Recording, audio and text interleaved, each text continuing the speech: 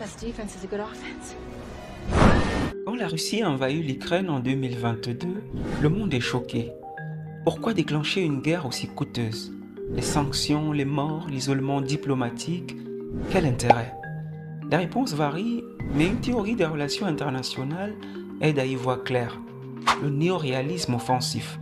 Et nous allons voir comment cette théorie explique l'attitude de la Russie envers l'Ukraine.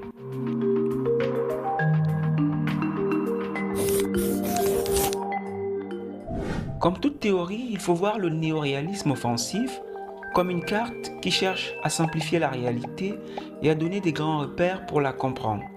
Selon cette théorie développée par John Mearsheimer dans son livre La tragédie des grandes puissances, le monde est anarchique. Il n'existe pas de police internationale. Chaque État est donc seul garant de sa survie.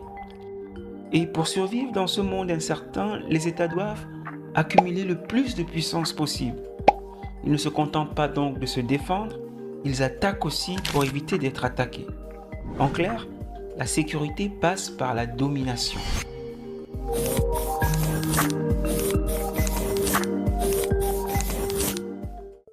Pour Mearsheimer, l'expansion de l'OTAN vers l'Est a été perçue par Moscou comme une menace directe. L'Ukraine qui se rapproche de l'OTAN, de l'Occident, c'est inacceptable pour un Kremlin obsédé par la sécurité de ses frontières. La Russie, puissance régionale, veut empêcher tout rival de s'installer à ses portes. Elle utilise la force pour maintenir son influence en Europe de l'Est. C'est exactement ce que prévoit le néoréalisme offensif. Un État comme la Russie veut rester dominant dans sa région, il refuse que des puissances étrangères y gagnent du terrain et il agit même brutalement pour conserver cet avantage stratégique.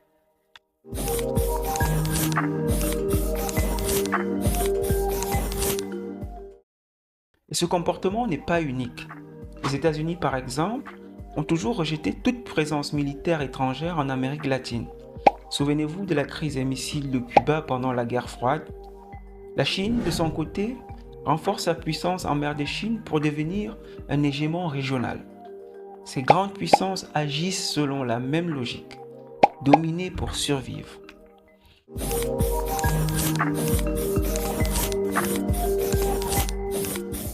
L'invasion de l'Ukraine ne se justifie pas, mais le néoréalisme offensif nous aide à comprendre pourquoi la Russie agit de cette façon agressive.